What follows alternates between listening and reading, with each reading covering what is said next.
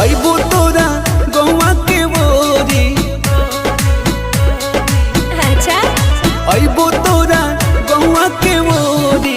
मिलबो चोरी चोरी तोहरा से गोरी। पागल कइले रूपवा बा तोरी। मिलबो चोरी चोरी तोहरा से गोरी। पागल कर देंगे की।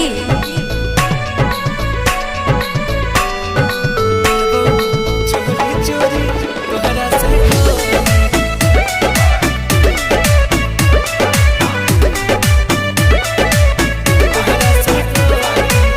जान हो मिलान होई आज यही शाम के।